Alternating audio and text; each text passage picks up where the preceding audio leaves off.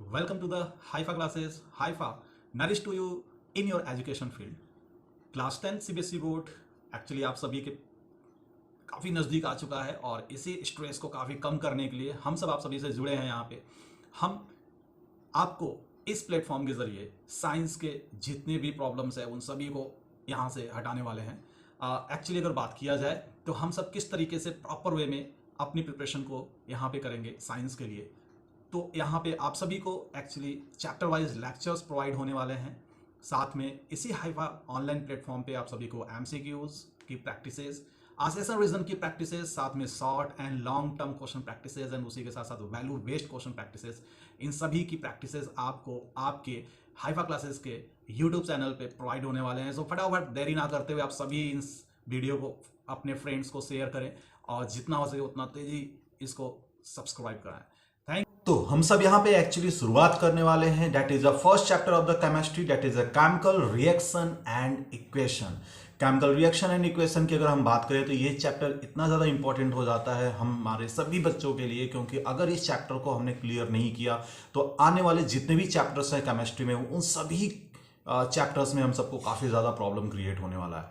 So chemical reaction and equations की बात की जाए तो केमिकल रिएक्शंस यहाँ पे हम कैसे इसको आइडेंटिफाई करते हैं। These are the chemical reactions and how to create the equations of the any chemical reactions and how to balance the any chemical reactions. This all the terms are studied in these chapters, and I'm also so much happy to teach these chapters because इस chapters में हमारे कुछ basic चीज़ें जो chemistry से regarding है वो काफ़ी स्ट्रांग होने वाली हैं। बिफोर टू डैट हम केमिकल रिएक्शन एंड इक्वेशंस को यहाँ पे समझते हैं, उसके पहले हमें कुछ physical changes and chemical changes के बीच में क्या क्या डिफरेंसेस हैं उनके बारे में हमें समझना है। So what is the differences between physical changes and the chemical changes, उनके बारे में समझते हैं। That is the first term is here for the physical and chemical changes. That is the differences between the first. For the physical changes, the no new or different substance is formed. यहाँ पे कोई भी नया और different substance form नहीं होता है। The composition of the substance जो भी होता है that undergoes the changes remain unchanged.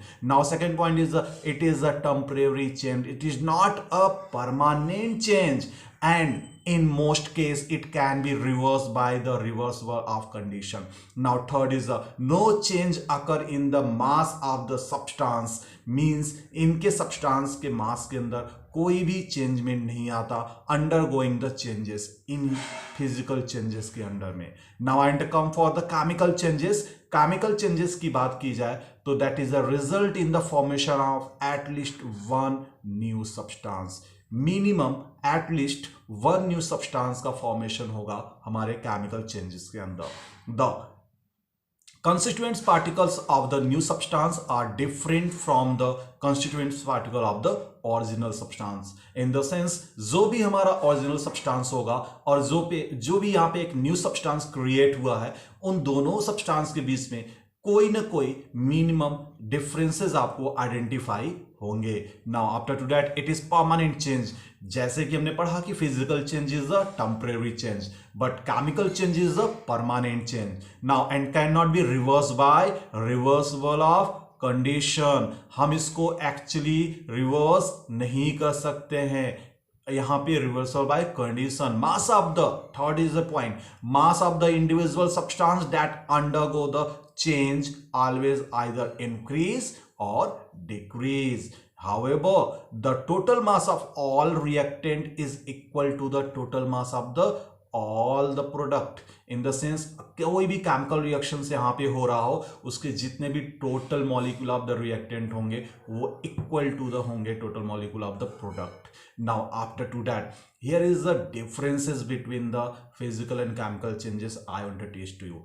But actually में सीबीएसई यहां से हम सबको क्वेश्चन ना उठा के सॉरी वो आपसे क्वेश्चन पूछती है give the a common examples who is both physical and chemical changes are occur. That is Give me answer. Give me answer. That is the burning of wax candle. That is usually both changes occur together. That is the first is in burning of wax candle, both the physical and chemical changes take place. Now ये तो हमने देख लिए physical and chemical changes के बीच में differences, and हमने वो भी देखा यहां पे, या फिर उस सब्सटेंस को देखा, या फिर उस टर्म को देखा जहां पे फिजिकल एंड केमिकल चेंजेस दोनों ही एक साथ हो रहे हैं. Now I am to come for the condition for chemical changes. In which type of the conditions for the chemical changes are regarded here. Now sorry, that is a compulsory here. Now a minimum amount of energy needed to initiate और reaction, किसी भी reaction को एक minimum amount of energy जो भी यहां पे need होता है उनको हम सब बोलते हैं बच्चा एक्टिवेशन एनर्जी. व्हाट अगेन से एक्टिवेशन एनर्जी. एक्टिवेशन एनर्जी का सेंस क्या हुआ? A minimum amount of energy that is needed to initiate a reaction should be supplied in the form of heat. ये जो एनर्जी है ये हीट के form में, लाइट के फॉर्म में, इलेक्ट्रिक करंट के फॉर्म में, किसी भी फॉर्म ऑफ एनर्जी के रूप में ये ट्रांसफर किया जा सकता है. Now I am told again in a chemical change the reactant जो भी होता है बच्चा, ये एक नया प्रोडक्ट हमेशा फॉर्म करता है दो रिएक्टेंट आपस में मिलके. For this process is necessary to break old bond. अगर मैं बोलूं कोई भी केमिकल रिएक्शंस हो रहे हैं तो उन केमिकल चेंजेस के कंसीडर्स के अकॉर्डिंग, या उनको मैं अगर कंसीडर करूं उनके अकॉर्डिंग, तो जो भी हमारे रिएक्टेंट होंगे उस रिएक्टेंट को यहां पे अपने पुराने बॉन्ड को ब्रेक करके कहीं ना कहीं एक नए बॉन्ड का क्रिएशन करना होगा, और ये नए बॉन्ड का क्रिएशन एक नए प्रोडक्ट का फॉर्मेशन करेगा, और this changes is called the chemical changes. Now for the occurrence of any reactions, हम किसी भी रिएक्शंस को अगर यहां पे अकर करते हैं, द मॉलिक्यूल्स ऑफ द और द एटम, कोई मॉलिक्यूल हो या फिर एटम हो, किसी भी रिएक्टेंट का must be collide with another type of the molecule is atom and break the old bond and create a new bond, and this new bond create and form a new product, and the term is called chemical changes. Now the speed with which the chemical changes या chemical reaction take place, again I am to repeat here, the speed with which the chemical reaction take place. जिस speed से chemical reaction यहां पे take place हो रहा है, हम उसी टर्म को बच्चा बोलते हैं rate of chemical reaction. What I say to you again, rate of the chemical reaction in the sense यहां पे जो भी केमिकल रिएक्शंस टेक प्लेस होता है जिस भी स्पीड से, हम उसी को बोलते हैं rate of chemical reaction. But by the way अगर मैं आपसे बोलूं कि rate of chemical reaction, sir speed तो ठीक है, बट क्या कोई फैक्टर हो सकते हैं इन स्पीड को मेंटेन करने में, इन केमिकल रिएक्शंस के जो टेक प्लेस हो रहा है इनका जो रेट है ये क्या कम ज्यादा हो सकता है? क्या कोई रिएक्शन स्लो हो सकता है, कोई रिएक्शन फास्ट हो सकता है? क्या कोई फैक्टर हो सकते हैं जो हम किसी रिएक्शन को फास्ट करा सकते हैं, किसी रिएक्शन को स्लो करा सकते हैं? Obvious बच्चा, there is a factor for the rate of reaction are here in the down. For the rate of reaction depend on following factor. That is the first is the temperature. Many reactions like that, certain chemical reactions do not take place at room temperature. बहुत से ऐसे reactions होते हैं बच्चा जो आपके room temperature पे नहीं हो पाते हैं. ऐसे में ये readily at a higher temperature, उनको एक हायर टेम्परेचर चाहिए होता है.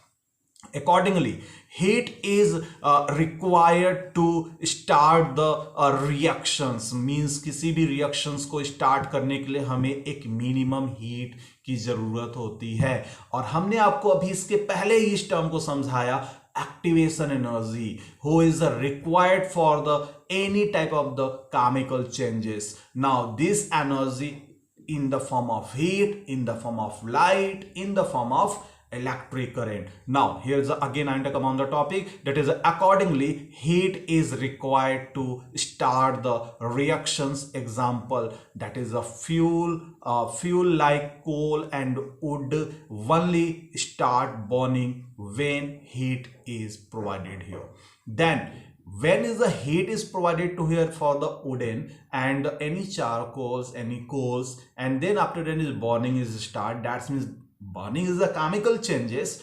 Burning in the presence of oxygen is doing here. That's why that is also chemical reactions. But I am told when is the burning is start and in which temperatures this burning is start. This term is called ignition temperature. What is the told? And again repeated to here. This term is called ignition temperature. जिस भी minimum energy of temperature के किसी भी minimum energy पे जिस भी मैं again repeat करता हूँ बच्चा, सॉरी, हम जब भी किसी भी टेम्परेचर पे ले जाके एक हीट को कॉज करा देते हैं, that is a fire catch कर जाए, किसी वुडन को बर्न करा दें, वो जो मिनिमम हीट एनर्जी रिक्वायर्ड हो रही है उसी को हम इग्निशन टेम्परेचर टर्म देते हैं. Now presence of light. Now next is some reactions take place only in the presence of light and do not take place in the dark places, like that photosynthesis. I will explain this term in the photosynthesis chapter. That is now next is the presence of catalyst. You know what is the means of the catalyst. अपने अपने class में different दोस्तों के बीच में लड़ाइयाँ तो कराए होंगे यार आप सभी, है ना.